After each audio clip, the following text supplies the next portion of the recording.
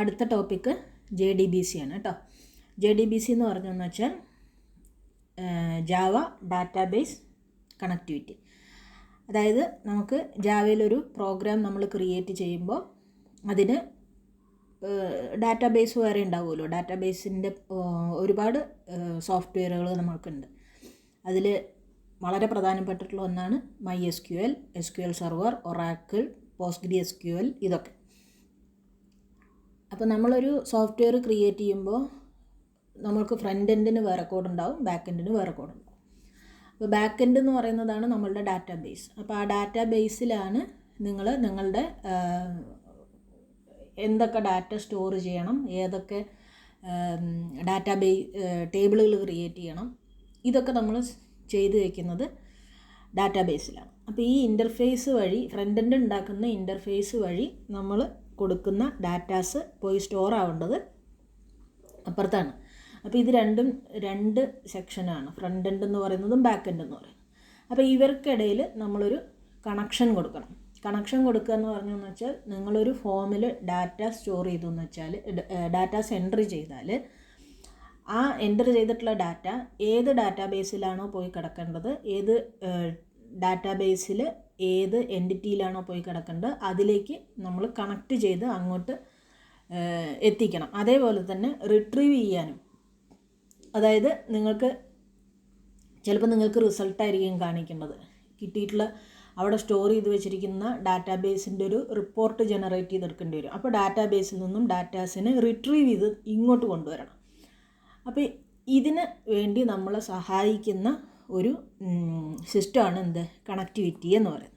ജാവയിൽ അതെങ്ങനെയാണ് ചെയ്യുന്നത് എന്നുള്ളതാണ് JDBCയിൽ പഠിക്കേണ്ടത്.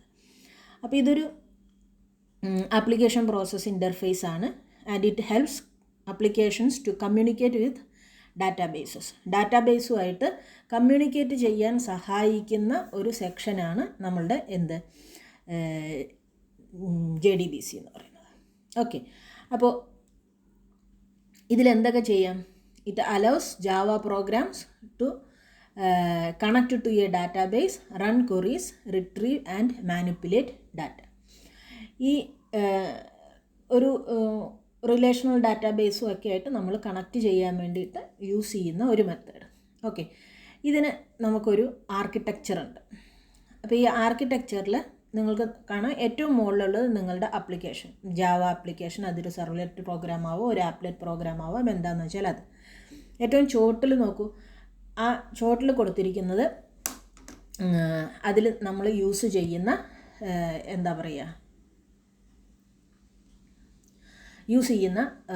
ഡിഫറൻറ്റ് ടൈപ്സ് ഓഫ് ഡാറ്റാബേസസ് ആണ് താഴെ പറഞ്ഞിരിക്കുന്നത്. ഒരു എക്സാമ്പിളുകളാണ്. SQL സെർവർ ആവാം, ഒറാക്കിൾ ആവാം, അതല്ല വേറെ ഏതെങ്കിലും ഡാറ്റാ സോഴ്സുകളാണെങ്കിൽ ഡാറ്റാ സോഴ്സുകളാവാം. അപ്പോൾ ഈ ഡാറ്റാ സോഴ്സുകളിലേക്ക് ആപ്ലിക്കേഷന് കണക്ട് ചെയ്യാം. ഒരു JDBC ഇൻ്റർഫേസ് ഉണ്ടാവും, ഡ്രൈവർ മാനേജർ ഉണ്ടാവും, ഡ്രൈവറും ഉണ്ടാവും. ഈ കമ്പോണൻറ്റുകൾ വഴിയാണ് നമ്മളതിനെ കണക്ട് ചെയ്യുന്നത്. ഓക്കെ, ഇനി ഇതിൻ്റെ വാട്ട് ആർ ദി ഓബ്ജക്റ്റീവ്സ്, എന്തൊക്കെയാണ്, എന്തിനു വേണ്ടിയിട്ടാണ് നമ്മൾ JDBC കണക്ടിവിറ്റി അല്ലെങ്കിൽ JDBC എന്ന് പറയുന്നത് യൂസ് ചെയ്യുന്നത്? ഒന്നാമത്തെ കാര്യം എന്ന് പറയുന്നത് it enables Java programs to access data stored in relational database. നമ്മൾ നേരത്തെ പറഞ്ഞ തന്നെ നമ്മളുടെ ഡാറ്റാബേസിൽ സ്റ്റോർ ചെയ്തിരിക്കുന്ന ജാവ പ്രോഗ്രാംസിൽ അതിലേക്ക് വേണ്ട ഡാറ്റാസിനെ ആക്സസ് ചെയ്യാൻ വേണ്ടിയിട്ടാണ് യൂസ് ചെയ്യുന്നത്. രണ്ടാമത്തത് it provide platform independent data connectivity. JDBC നമുക്കൊരു പ്ലാറ്റ്ഫോം ഇൻഡിപെൻഡൻ്റ് ആയിട്ടുള്ള കണക്ടിവിറ്റി പ്രൊവൈഡ് ചെയ്യും. മൂന്നാമത്തെന്ന് പറയുന്നത് it allows standard SQL commands to be executed directly from Java. ജാവയിൽ തന്നെ നമുക്ക് ഈ പ്രോഗ്രാമിൽ തന്നെ നമുക്ക് കോഡ് എഴുതി കൊടുക്കാം. എന്ത് കോഡ് എഴുതി കൊടുക്കാം? SQL കമാൻഡുകൾ അപ്പുറത്ത് എഴുതുന്നതിന് പകരം ജാവയിൽ തന്നെ നിങ്ങൾക്ക് നിങ്ങളുടെ ഫ്രണ്ട് എൻഡ് ഡിസൈൻ ചെയ്യുന്നതിൻ്റെ ഒപ്പം തന്നെ എഴുതി കൊടുക്കാം.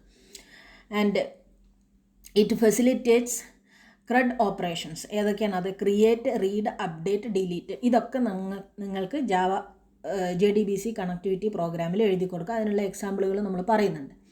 It simplifies database driven application development. Database driven application ഡെവലപ്മെൻറ്റിനെ കുറച്ചുകൂടെ എളുപ്പമുള്ളതാക്കാൻ നിങ്ങൾക്ക് JDBC കണക്ടിവിറ്റി സഹായിക്കുന്നുണ്ട്. അപ്പോൾ ഇത്രയാണ് നമുക്ക്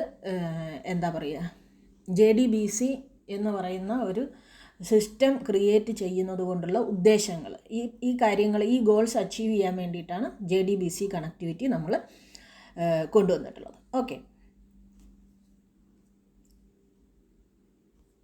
ഇനി ഇതിൻ്റെ ആർക്കിടെക്ചർ നമ്മൾ നേരത്തെ ഒരു ഡയഗ്രം കണ്ടു. ഇതിൻ്റെ ആർക്കിടെക്ചറിന് നമുക്ക് രണ്ട് തരത്തിലുള്ള ആർക്കിടെക്ചർ ഫോളോ ചെയ്യുന്നുണ്ട്. ഒരു 2 ടയർ ആർക്കിടെക്ചറും ഫോളോ ചെയ്യുന്നുണ്ട്, അതേപോലെ തന്നെ ഒരു 3 ടയർ ആർക്കിടെക്ചറും ഇത് ഫോളോ ചെയ്യുന്നുണ്ട്.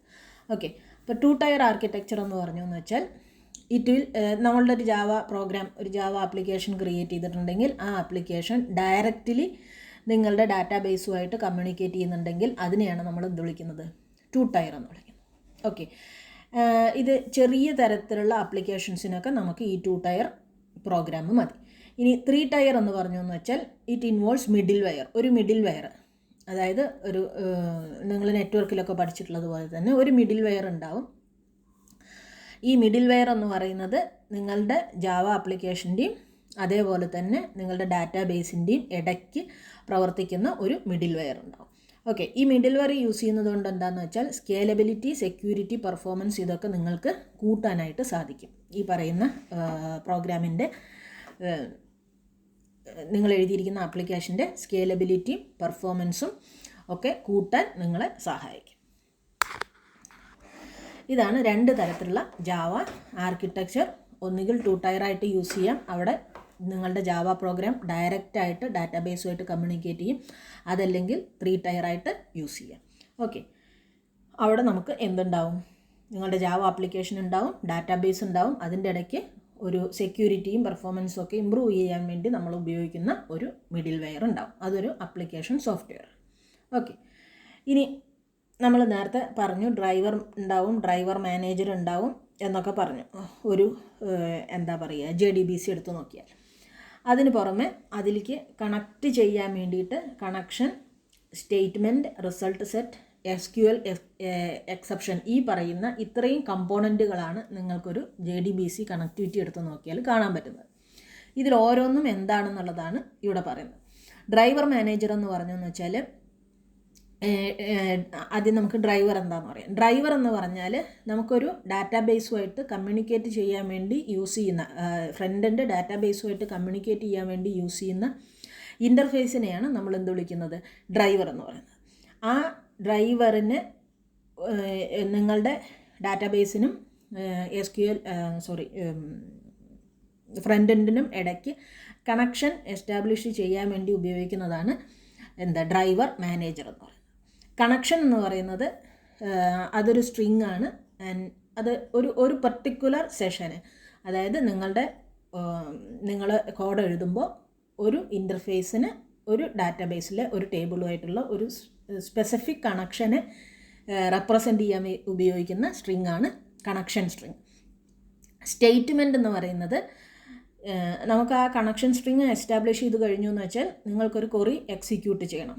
അതിന് നിങ്ങൾ ഉപയോഗിക്കുന്ന SQL ക്വറി, ഡാറ്റാബേസുമായിട്ട് കണക്ട് ചെയ്യാൻ വേണ്ടി യൂസ് ചെയ്യുന്ന SQL ക്വറി പാസ് ചെയ്യുന്നതിനെയാണ് നമ്മൾ എന്ത് വിളിക്കുന്നത്?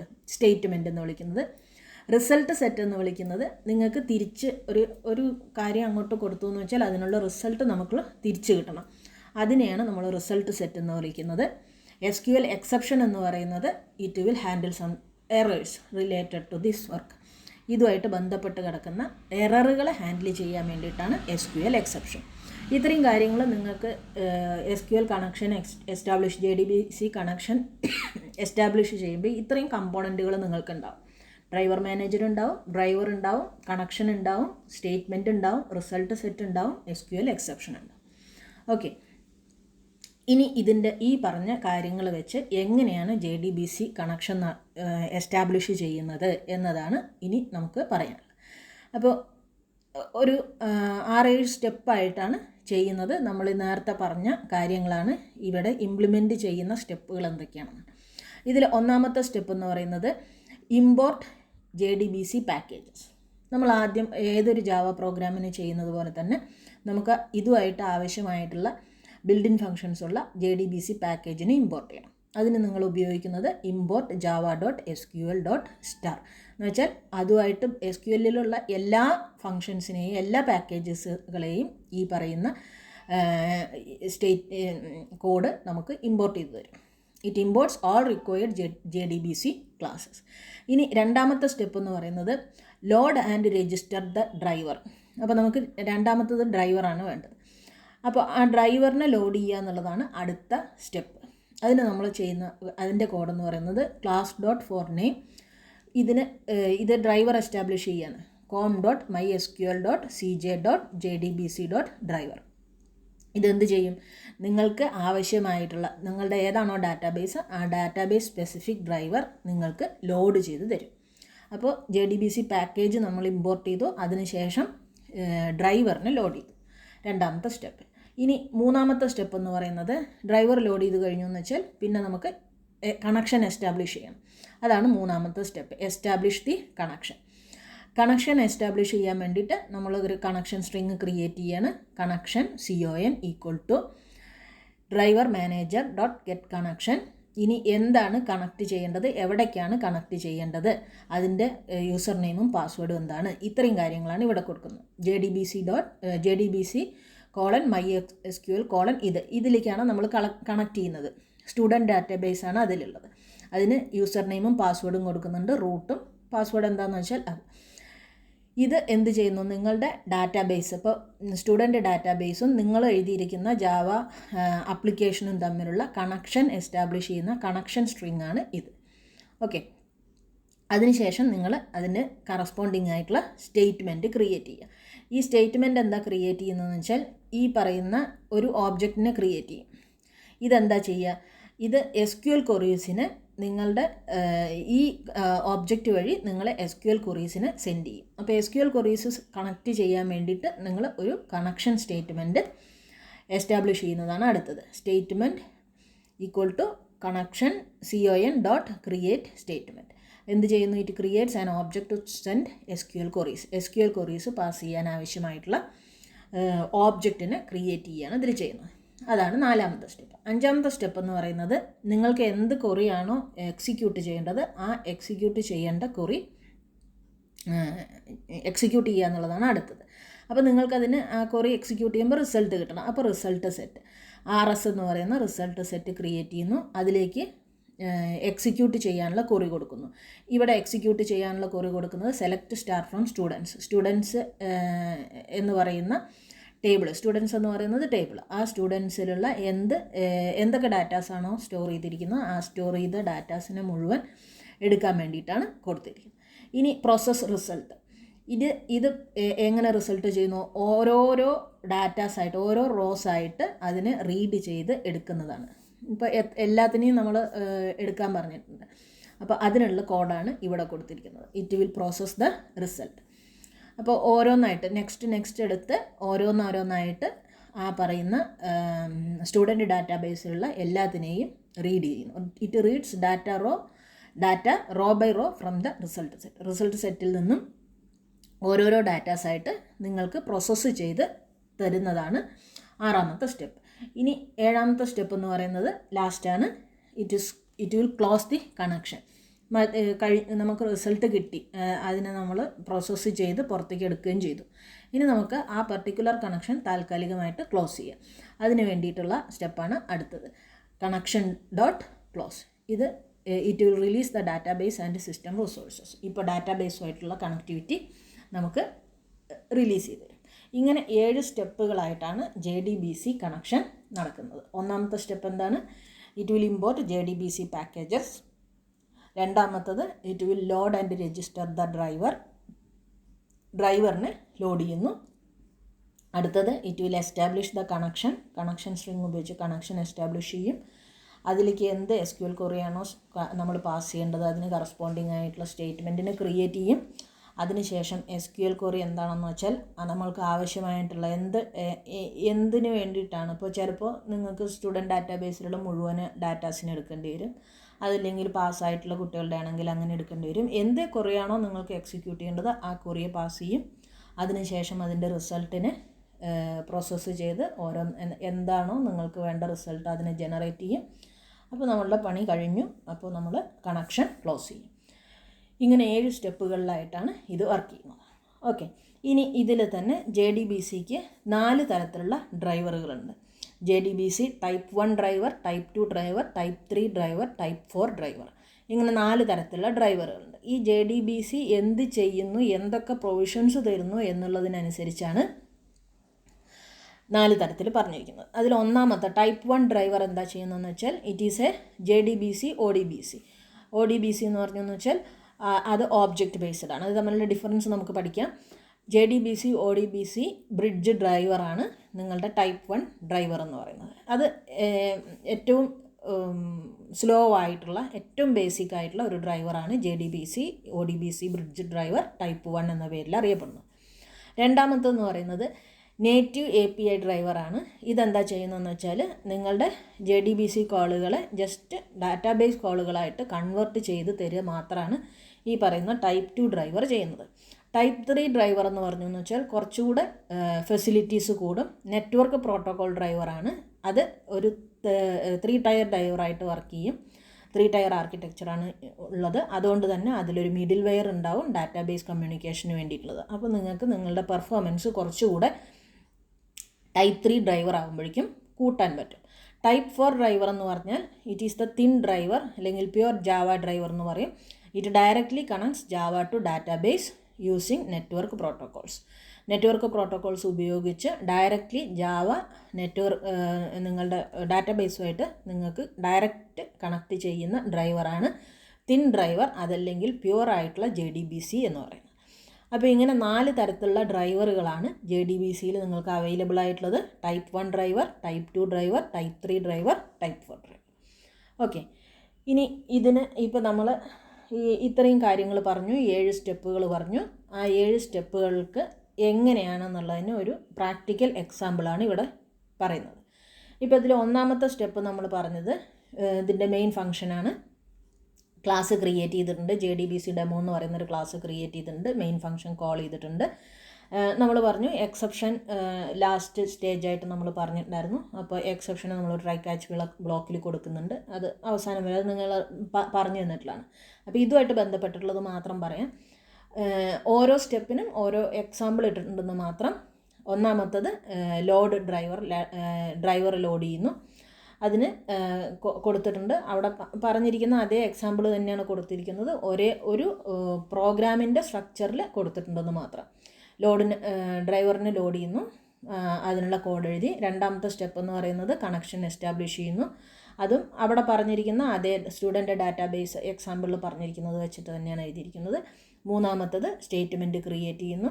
നാലാമത്തത് എക്സിക്യൂട്ട് ചെയ്യുന്നു, ക്വറി എക്സിക്യൂട്ട് ചെയ്യുന്നു.